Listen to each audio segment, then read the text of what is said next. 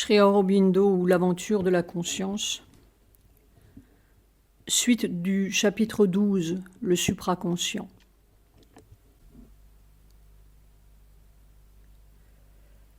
L'ascension de la conscience. Il ne suffit pas de dire en quoi consiste la découverte de Sri Aurobindo. Nous devons encore savoir comment elle est accessible pour nous. Or, il est bien difficile de donner un schéma et d'affirmer « voilà le chemin ». Parce que le développement spirituel est toujours adapté à la nature de chacun. Et pour cause, il ne s'agit pas d'apprendre une étrangeté, mais de s'apprendre soi-même. Et il n'y a pas deux natures semblables. Sri Aurobindo. Et l'idéal que se propose notre yoga ne peut pas lier toute la vie spirituelle ni toutes les recherches spirituelles. La vie spirituelle ne peut pas se formuler en une définition rigide, ni s'enfermer dans une loi mentale invariable.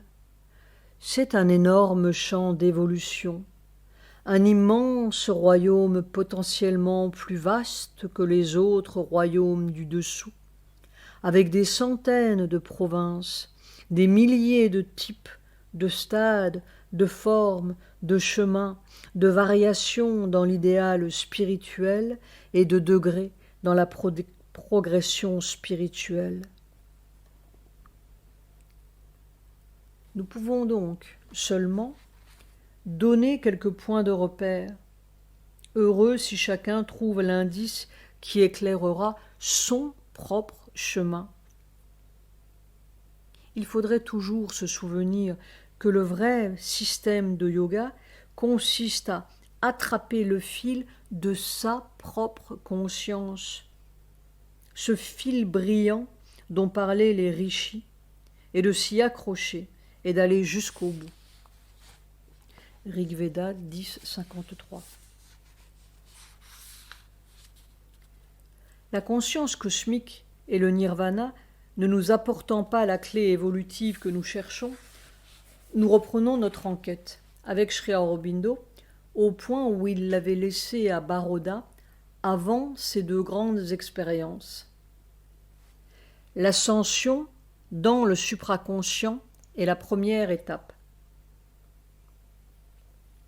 À mesure que le chercheur établit le silence mental, qu'il pacifie son vital, qu'il se libère de son absorption dans le physique, la conscience se dégage des 1000 activités où elle était indiscernablement fondue, éparpillée, et elle acquiert une existence indépendante, nous l'avons dit. C'est comme un être dedans, une force qui vibre de plus en plus intense. Et plus elle grandit, moins elle se satisfait d'être enfermée dans un corps. Nous nous apercevons qu'elle rayonne, dans le sommeil d'abord, puis dans nos méditations, puis les yeux grands ouverts. Mais ce mouvement latéral, si l'on peut dire, dans le mental universel, le vital universel, le physique universel, n'est pas son seul mouvement. Elle veut monter. Cette poussée ascendante n'est même pas nécessairement le fruit d'une discipline consciente, ce peut être un besoin naturel, spontané. Il ne faudrait jamais perdre de vue que notre effort en cette vie est seulement la continuation de bien d'autres efforts en bien d'autres vies, d'où l'inégalité du développement des individus et l'impossibilité de fixer des règles. Instinctivement, on peut sentir quelque chose au-dessus de la tête qui nous tire, comme un espace ou une lumière, ou comme un pôle qui est la source de tous nos actes et nos pensées, ou comme une zone de concentration au sommet du crâne. Le chercheur n'a pas fait taire son mental simplement pour le plaisir d'être comme une souche. Son silence n'est pas mort, il est vivant. Il est branché là-haut parce qu'il sent que ça vit là-haut. Le silence n'est pas une fin, c'est un moyen, comme le solfège pour attraper la musique. Et il est bien des musiques. Jour après jour, à mesure que sa conscience se concrétise, il a des centaines de minuscules expériences, presque imperceptibles, qui jaillissent de ce silence au-dessus. Il ne pense à rien et soudain une pensée le traverse. Pas même une pensée, un déclic. Et il sait exactement ce qu'il doit faire, comment il doit le faire, dans les moindres détails, comme les pièces d'un puzzle qui s'assemblent en un clin d'œil et avec une certitude massive. En dessous, c'est l'incertitude totale. Toujours ce peut être autre chose. Ou bien un petit choc vient le frapper, va voir un tel. Il va et, par hasard, entre guillemets, cette personne a besoin de lui. Ou ne fait pas cela. Il persiste et fait une chute grave. Ou sans raison, il est poussé vers tel endroit et il rencontre exactement les circonstances qui devaient l'aider. Ou tel problème se pose, il reste immobile, silencieux, appelle en haut, et la réponse vient, claire, irréfutable. Ou s'il parle, s'il écrit par exemple, il peut sentir très concrètement une étendue au-dessus d'où il tire la pensée comme le fil d'un cocon lumineux. Il ne bouge pas, simplement il se tient sous le courant et il transcrit. Rien ne se passe dans sa tête. Mais s'il y mêle le moindrement son mental, tout s'évanouit, ou plutôt se fausse, parce que le mental cherche à copier les intimations. C'est un singe invétéré. Et il prend ses feux follets pour des illuminations. Et plus le chercheur apprendra à écouter en haut, à suivre ses intimations, qui ne sont pas impérieuses, pas bruyantes, qui sont à peine perceptibles, comme un souffle, à peine pensé, senti seulement, mais terriblement rapides, plus elles deviendront nombreuses, exactes, irrésistibles. Et peu à peu, il voit que tous ces actes, les moindres actes, peuvent être souverainement guidés par cette source silencieuse au-dessus. Que toutes ces pensées sont issues de là, lumineuses, sans discussion.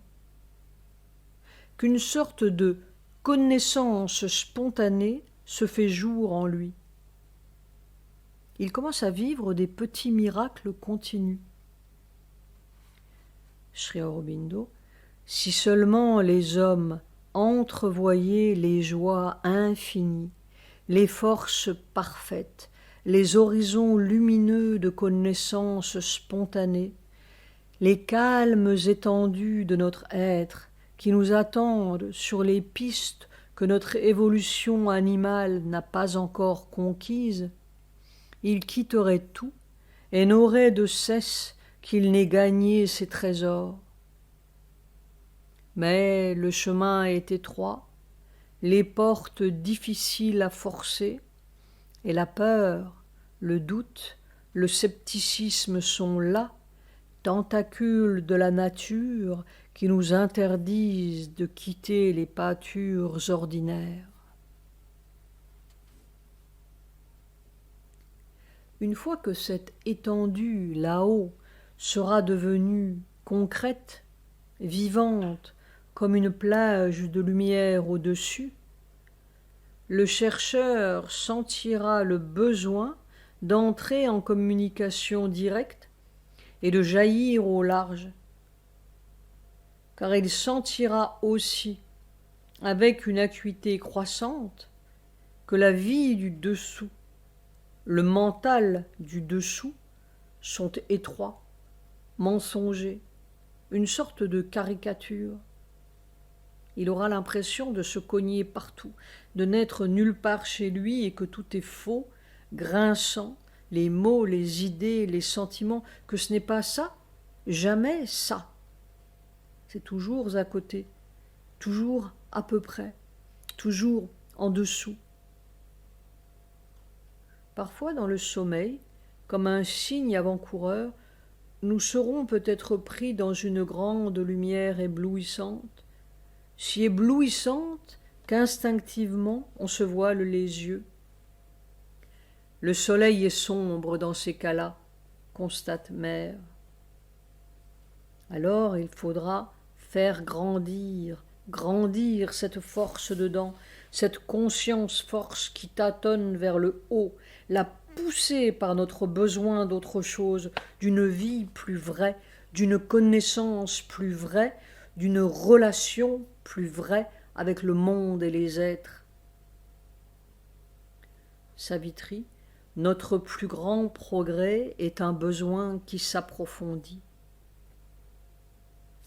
Refuser toutes les constructions mentales qui, à chaque instant, essaient d'accaparer le fil lumineux. Se garder en état d'ouverture, être trop grand pour les idées, parce que ce n'est pas d'idées dont nous avons besoin, mais d'espace. Sri Aurobindo. Non seulement il faut briser le piège du mental et des sens, mais fuir le piège du penseur, le piège du théologien et du fondateur d'église, les filets de la parole et l'esclavage de l'idée. Tout cela est en nous, prêt à emmurer l'esprit dans les formes. Mais nous devons aller toujours au-delà, toujours renoncer au moindre pour le plus grand, au fini pour l'infini. Nous devons être prêts à avancer d'illumination en illumination, d'expérience en expérience, d'état d'âme en état d'âme, et n'être attachés à rien, pas même aux vérités auxquelles nous tenons le plus solidement, car elles sont des formes seulement et des expressions de l'ineffable. Et l'ineffable refuse de se limiter à aucune forme, aucune expression. Toujours, nous devons rester ouverts à la parole d'en haut, qui ne s'enferme pas dans son propre sens, et à la lumière de la pensée, qui porte en soi ses propres contraintes. Puis un jour, à force de besoin, à force d'être comme une masse comprimée, les portes s'ouvriront. La conscience s'élève, dit Mère.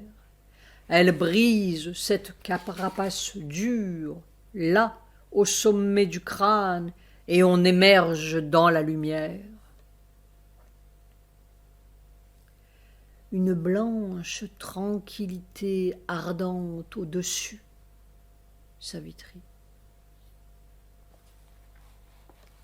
Cette expérience est le point de départ du yoga de Sri Aurobindo. C'est l'émergence dans le supraconscient, le passage d'un passé qui nous ligote à un futur qui voit. Au lieu d'être en dessous, toujours sous un poids, on est au-dessus et on respire. Sri Aurobindo. La conscience n'est plus enfermée dans le corps ou limitée par lui. Elle sent qu'elle est non seulement au-dessus du corps, mais étendue dans l'espace. Le corps est en dessous de cette haute station et enveloppé dans la conscience élargie. il devient seulement une circonstance dans la largeur de l'être et sa partie instrumentale. Quand cette haute station est définitivement établie, on ne redescend plus vraiment, sauf avec une fraction de la conscience qui peut venir travailler dans le corps ou aux niveaux inférieurs, tandis que l'être stationné en permanence au-dessus dirige toute l'expérience et tout le travail. Extase. Une fois ce décollage opéré, il s'agit de procéder lentement et systématiquement. Le premier mouvement de la conscience, en effet, est de filer tout droit vers le haut, comme aspiré, avec une sensation de montée infinie, tout à fait comme une fusée, puis de stabilisation dans une sorte de nirvana lumineux. La béatitude qui accompagne cette éclosion au sommet, entre guillemets, du moins à ce qui nous paraît être le sommet, où cette dissolution est si irrésistible qu'il semblerait tout à fait incongru de redescendre à des niveaux intermédiaires pour explorer quoi que ce soit. Ce serait déchoir. On n'a plus qu'une envie, c'est de rester aussi immobile que possible pour ne pas froisser cette paix toute unie. En fait, on ne s'est même pas aperçu qu'il pût exister des niveaux intermédiaires entre la sortie au sommet du crâne et la fusion tout en haut. Ébloui, un peu comme le nouveau-né qui ouvre les yeux pour la première fois, le chercheur ne s'y reconnaît pas, et il mélange tout dans une sorte de blanc ou de blanc bleuté, et il perd prise, c'est-à-dire qu'il tombe en transe, ou en extase, entre guillemets, comme on dit en Occident, ou en samadhi, comme on dit en Inde. Et quand il revient de là, il n'est pas plus avancé qu'avant. Sri Aurobindo, dans sa hâte d'arriver, le chercheur suppose qu'il n'y a rien entre le mental pensant et le très haut, et fermant les yeux dans son samadhi, il essaie de se précipiter aussi vite que possible, sans même voir les grands et lumineux royaumes de l'esprit qui s'étendent entre les deux. Peut-être arrive-t-il à ses fins, mais seulement pour s'endormir dans l'infini. Naturellement, le chercheur dira que c'est un état merveilleux, indicible, suprême, et c'est vrai. Mais comme le remarque Maire, on peut en dire tout ce que l'on veut, puisque justement on ne se souvient de rien. Oui, vous entrez en samadhi quand vous sortez de votre être conscient et que vous entrez dans une partie de votre être qui est complètement inconsciente, ou plutôt dans un domaine où vous n'avez aucune conscience correspondante. Vous êtes dans l'état impersonnel, c'est-à-dire un état où vous êtes inconscient. Et c'est pour cela, naturellement, que vous ne vous souvenez de rien, parce que vous n'avez été conscient de rien. Sri Aurobindo disait simplement que l'extase est une forme supérieure d'inconscience. Il se pourrait que ce que nous appelons transcendant, absolu, suprême, ne soit pas l'anéantissement extatique que l'on nous a si souvent dit, mais seulement la limite de notre conscience actuelle. Il est peut-être absurde de dire « ici finit le monde et là commence le transcendant », comme s'il y avait un trou entre les deux. Car le transcendant peut commencer au b.a.-ba de la raison pour un pygmée et le monde s'évanouir pas plus haut que l'intellect. Il n'y a pas de trou, sauf dans notre conscience. Peut-être le progrès de l'évolution est-il précisément d'explorer des zones de conscience toujours plus avancées dans un inépuisable transcendant qui ne se situe pas vraiment en haut ou ailleurs hors de ce monde, mais partout ici-bas, se dévoilant lentement à notre vision. Car si un jour, dans notre préhistoire, le transcendant s'est situé un peu au-dessus du protoplasme, ce n'est pas qu'il ait quitté le monde du protoplasme pour se réfugier plus haut, au-dessus du batracien, du chimpanzé, puis de l'homme, dans une sorte de course d'où il est à peu près exclu, c'est que nous avons quitté l'inconscience primitive pour vivre un peu plus avant dans un transcendant toujours présent. Note de bas de page. À ce stade de notre recherche, il n'est pas possible d'en dire plus. Il faut atteindre l'expérience supramentale pour avoir la clé de cette fausse opposition. Ainsi, au lieu de s'évanouir au sommet, ou à ce qu'il prend pour le sommet, et de croire que son extase est un signe de progrès, le chercheur devra comprendre que c'est le signe d'une inconscience et travailler à découvrir l'existence vivante qui se cache sous son éblouissement.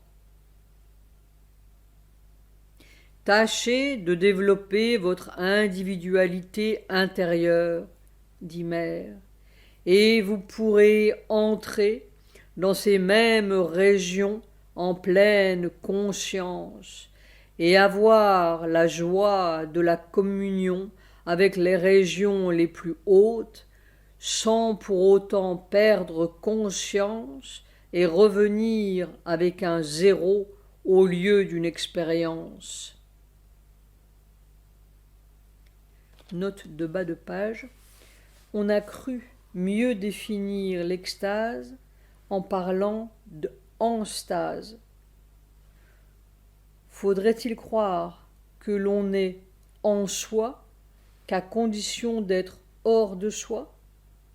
Car l'extase, ex stare, par définition, consiste à être en dehors de son corps ou en dehors de la perception du monde.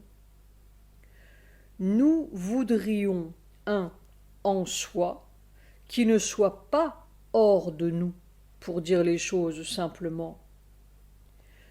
Nous ne pourrons véridiquement parler de enstase que quand les expériences suprêmes se situeront dans notre corps et au beau milieu de la vie quotidienne.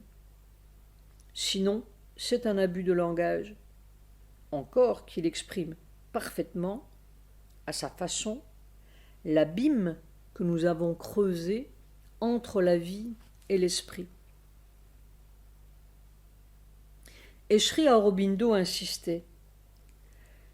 C'est dans l'état de veille que la réalisation doit venir et durer si l'on veut qu'elle soit une réalité de la vie. Les expériences et la transe yogique ont leur utilité pour ouvrir l'être et le préparer, mais c'est seulement quand la réalisation est constante les yeux grands ouverts, qu'on la possède vraiment.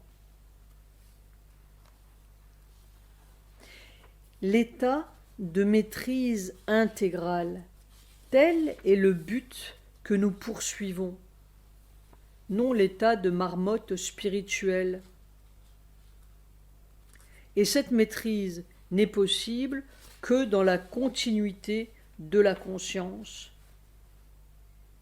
Quand nous nous extasions, nous perdons le quelqu'un qui pourrait faire le pont entre les pouvoirs d'en haut et l'impuissance d'en bas.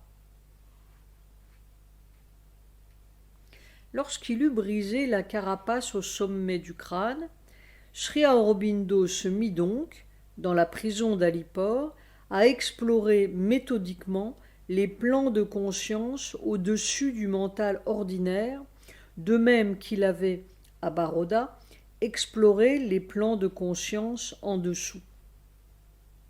Il reprenait, là où il l'avait laissé, l'ascension de la grande échelle de la conscience qui s'étend sans trou ni hiatus extatique depuis la matière jusqu'à ce point X qui devait être le lieu de sa découverte.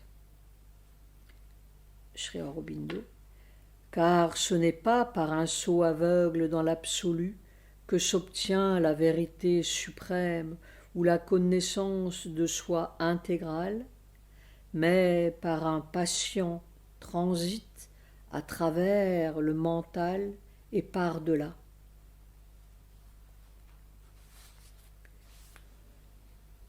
Êtres et forces. Tous, tant que nous sommes, nous recevons constamment et sans nous en apercevoir des influences ou des aspirations de ces plans supérieurs supraconscients qui se traduisent en nous par des idées, des idéaux, des aspirations, des œuvres d'art. Ce sont eux qui modèlent secrètement notre vie et notre avenir. De même que nous recevons secrètement et sans le savoir des vibrations vitales ou des vibrations physiques subtiles qui déterminent à chaque instant notre vie affective et nos échanges avec le monde. Nous ne sommes enfermés dans un corps individuel personnel que par une aliénation visuelle tenace. En fait, nous sommes poreux de partout et nous baignons dans les forces universelles comme l'anémone dans la mer. Sri Aurobindo. L'homme bavarde intellectuellement et étourdiment. Il discute les résultats de surface qu'il attribue tous à son noble moi, ignorant que ce noble moi est caché loin, bien loin de sa vision, derrière le voile de son intellect pâlement miroitant et la brume épaisse de ses sentiments, ses émotions, ses impressions, ses sensations et impulsions. Notre seule liberté est de nous élever à des plans de plus en plus hauts par l'évolution individuelle et notre seul rôle de transcrire et d'incarner matériellement les vérités du plan auquel nous appartenons. Nous pourrions donc souligner deux points importants communs à tous ces plans de conscience, du haut en bas, si nous voulons mieux comprendre le mécanisme de l'univers. En premier lieu, ces plans ne dépendent pas de nous et de ce que nous en pensons, pas plus que la mer ne dépend de l'anémone. Ils existent indépendamment de l'homme. La psychologie contemporaine, qui mélange pêle-mêle tous les degrés de l'être dans un soi-disant inconscient collectif, comme s'il s'agissait d'un énorme chapeau de prestidigitateur d'où l'on tire au petit bonheur la chance des archétypes ou des névroses, témoigne à cet égard d'une insuffisance de vision. D'une part, parce que les forces de ces plans ne sont pas inconscientes du tout, sauf pour nous. Elles sont très conscientes, infiniment plus conscientes que nous. Et d'autre part, parce que ces forces ne sont pas collectives, en ce sens qu'elles ne sont pas le produit d'une sécrétion humaine, pas plus que la mer n'est le produit de l'anémone. C'est l'homme frontal qui est le produit de cette immensité par derrière. Sri Aurobindo, les gradations de conscience sont des états universels qui ne dépendent pas de la façon de voir de la personnalité subjective. Au contraire, la façon de voir de la personnalité subjective est déterminée par le niveau de conscience auquel elle appartient et où elle se trouve organisée conformément au type de sa nature ou à son stade évolutif. Mais, naturellement, il est humain de renverser l'ordre des valeurs et de se mettre au centre du monde. Au reste, ce n'est pas une question de théorie, toujours contestable, mais d'expérience à laquelle chacun est convié.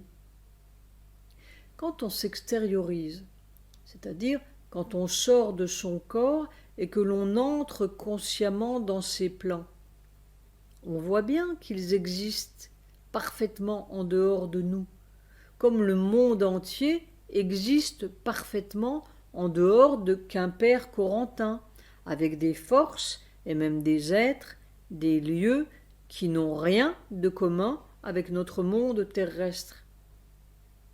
Des civilisations entières en témoignent. Et l'on dit, gravées, peints sur leurs murs ou dans leurs temples, qui furent peut-être moins ingénieuses que la nôtre, mais certainement pas plus bêtes. Le deuxième point concerne les forces conscientes et les êtres qui peuplent ces plans.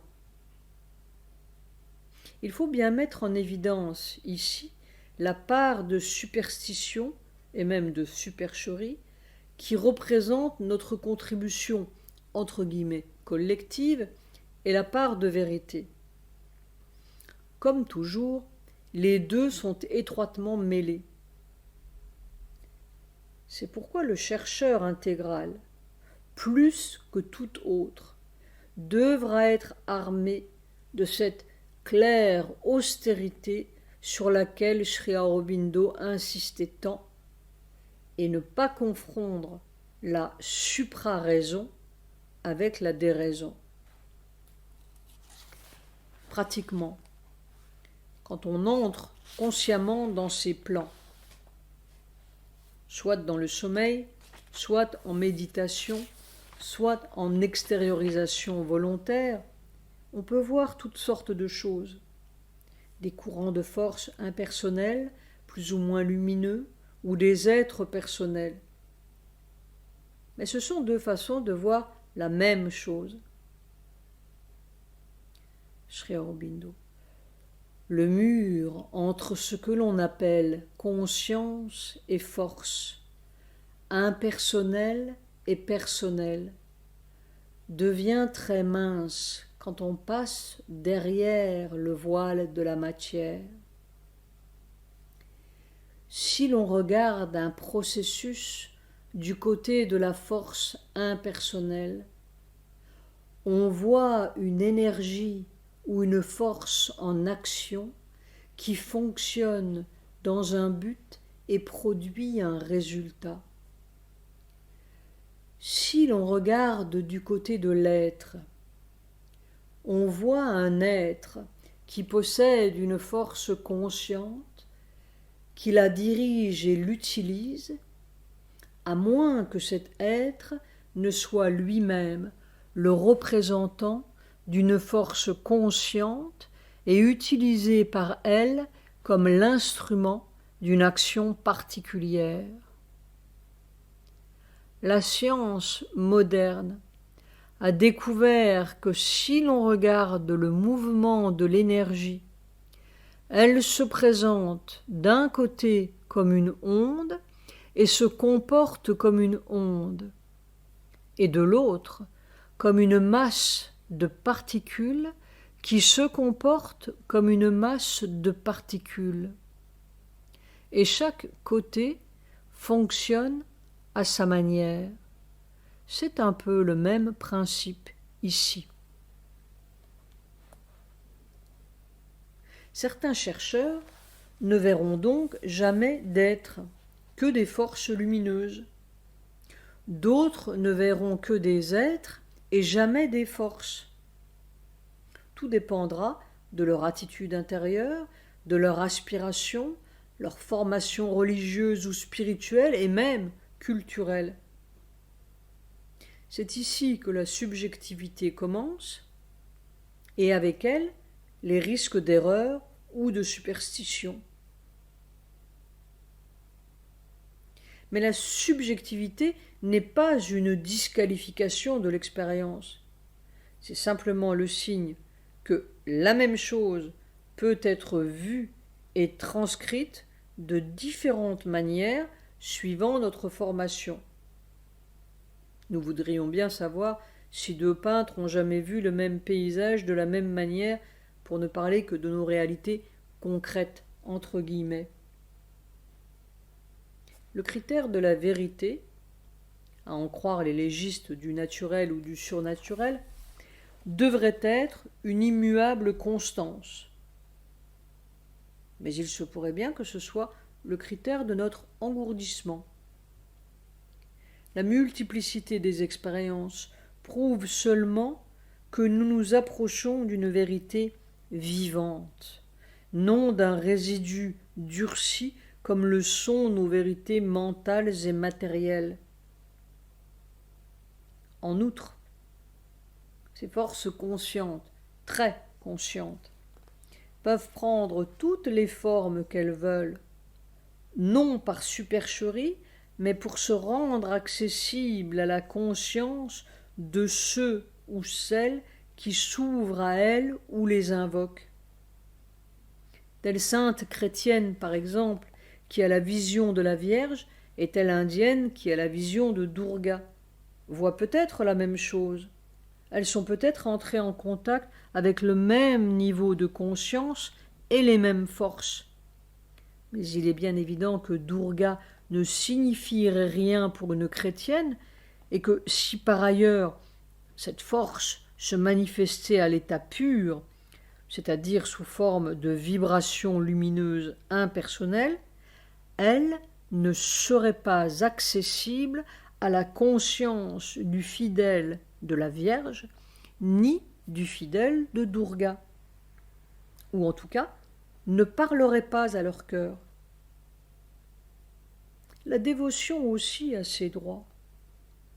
Tout le monde n'est pas assez développé pour comprendre l'intensité d'amour qu'il peut y avoir dans une simple petite lumière dorée, sans forme.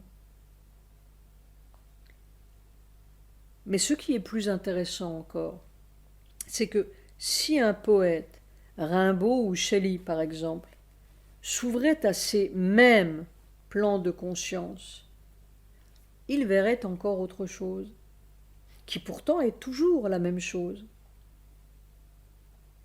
Il est bien évident que ni Durga ni la Vierge ne font partie de leurs préoccupations. Ils percevront alors, peut-être, une grande vibration, ou des pulsations lumineuses, des ondes colorées, qui se traduiront en eux par une émotion poétique intense. Rappelons Rimbaud. Ô bonheur, ô raison, j'écartai du ciel l'azur qui est du noir, et je vécus l'étincelle d'or de la lumière nature. et cette émotion sera peut-être du même niveau de conscience ou de la même fréquence, si l'on ose dire, que celle de la mystique indienne ou chrétienne, bien que la transcription poétique de la vibration perçue puisse sembler aux antipodes de toute croyance religieuse. Et le mathématicien, qui tout à coup, dans un éclair qui le transporte de joie, voit une figuration nouvelle du monde, a peut-être lui aussi touché à la même hauteur de conscience, à la même vibration révélatrice. Parce que rien ne se passe dans les airs, entre guillemets.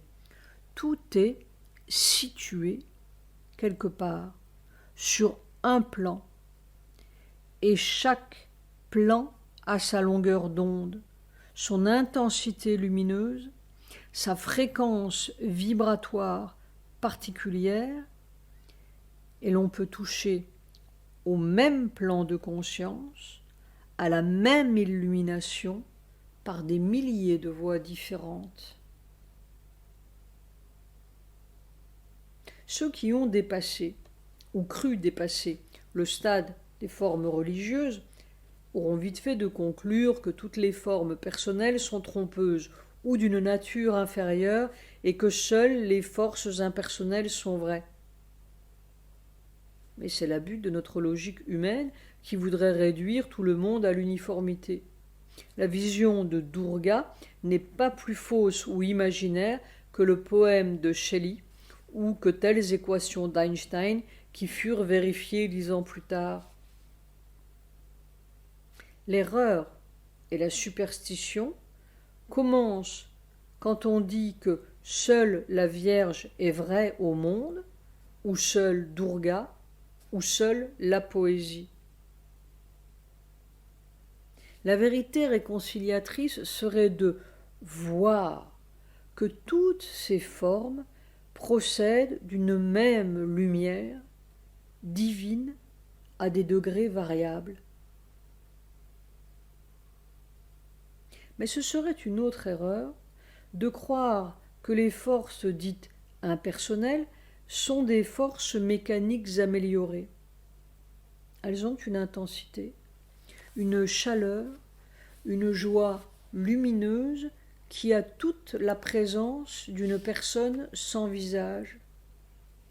Pour quiconque a jamais été envahi par un torrent de lumière dorée, une éclosion bleu saphir, un étincellement de lumière blanche, il n'est plus de doute qu'avec cet or vient une connaissance spontanée pleine d'allégresse. Avec ce bleu, une puissance solide. Avec cette blancheur, une présence que l'on ne peut pas dire. Il y a des forces qui descendent comme un sourire. Alors vraiment, on comprend que le mur personnel, impersonnel, conscience, force est une distinction pratique de la logique humaine sans rapport avec la réalité et qu'il n'est pas besoin de voir des personnages pour être en présence de la personne. Pratiquement, la seule chose essentielle est de s'ouvrir à ces plans supérieurs. Quand on y entre, chacun reçoit suivant sa capacité et ses besoins ou son aspiration. Toutes ces querelles entre matérialistes et religieux, philosophes et poètes et peintres et musiciens sont les enfantillages d'une humanité débutante où chacun voudrait loger tout le monde à son enseigne. Quand on touche à la lumineuse vérité, on voit qu'elle peut tout contenir sans que rien ne se batte et que tout le monde est son enfant. Le mystique reçoit la joie de celui qui aime, le poète reçoit de la joie poétique et le mathématicien de la joie mathématique et le peintre des révélations colorées et toutes sont des joies spirituelles. Pourtant, la claire austérité, entre guillemets, est une protection puissante. Car malheureusement, tout le monde n'a pas la capacité de s'élever à de hautes régions où les forces sont pures. Il est beaucoup plus aisé de s'ouvrir au niveau vital, qui est le monde de la grande force de vie, du désir et des passions, celui que connaissent bien les médiums et les occultistes. Et là, les forces inférieures ont au fait de prendre des apparences divines sous des couleurs éclatantes ou des formes terribles. Si le chercheur est pur, il verra bien la supercherie dans les deux sens, terrible ou merveilleux, et sa petite lumière psychique dissoudra toutes les menaces, tous les mirages tapageurs du mélodrame vital. Mais qui peut jamais être sûr de sa pureté? Si donc nous ne poursuivons pas des formes personnelles, mais seulement une vérité de plus en plus haute à laquelle nous laisserons le soin de se manifester sous la forme qu'elle veut, nous serons à l'abri de l'erreur et des superstitions. Nous pouvons essayer maintenant de donner un aperçu de ces gradations supraconscientes telles qu'on les découvre lorsqu'on ne succombe pas à l'inconscience extatique et telles que Sri Aurobindo en a eu l'expérience. Et il est certain que ce qui se rapproche le plus de la vérité universelle, ce ne sont pas des formes, toujours limitées et relatives à une tradition ou une époque, encore que ces formes aient leur place et leur vérité, mais des vibrations lumineuses. Et répétons-le, quand nous disions vibration, nous n'entendons pas quelque mécanique ondulatoire sans contenu, mais des mouvements de lumière qui contiennent inexprimablement la joie, l'amour, la connaissance, la beauté et toutes les qualités qui revêtent diversement et à divers degrés les hautes manifestations de la conscience humaine, religieuse ou non. Savitri, une lumière qui n'est pas née du soleil, ni de la lune, ni du feu, une lumière qui demeure dedans et voit dedans, versant une visibilité intime